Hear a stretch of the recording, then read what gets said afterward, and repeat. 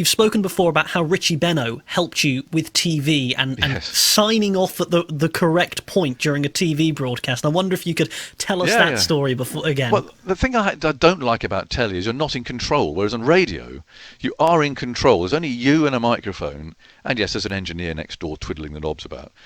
But that's it. Whereas on telly, you are just part of this huge team, most of whom you don't know, actually. They're cameramen, they're soundmen, they're goodness knows what else they are, sitting in trucks, they're all over the place. And there's you dangling on the end of a string. And so that's one reason really why I just never really connected with TV, but also speaking to time, which we do all the time as broadcasters. Of course, I do it on the radio all the time. But you've got a stopwatch in your hand, so if you're told to speak for 43 seconds or however long it may be, you've got to get used to it, you've got a bit of a knack to it. But you can see the hand going round in the clock, and that's it. But on the telly, it's this voice in your ear that counts down from 59, 58, 57, and it's awful. You've got this earpiece, and you've got all the other noise in there as well. Directors shouting at the producer, you've got cameramen, you've got someone asking someone to a cup of tea, all of that while this robotic voice counts down to naught, at which point you're looking at the camera, you've got no script, and you say goodbye. And I knew I couldn't do it. And the first game, actually, in the World Cup in '99, I was working with Richie, and I had to present the whole of the World Cup for BBC.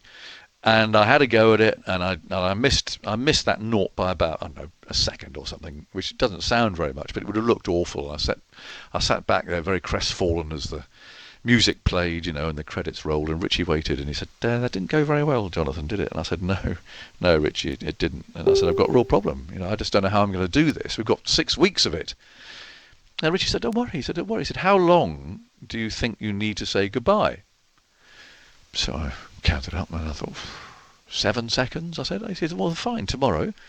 He said, as soon as the count starts, ask me a question and I'll talk to 8. And I said, are you serious? He said, yeah, of course. So the next day we're at Birmingham, I think it was. And sure enough, 59, 58. And I said to Richie, brilliant innings that by Inzamam Huck, wasn't it there, Richie?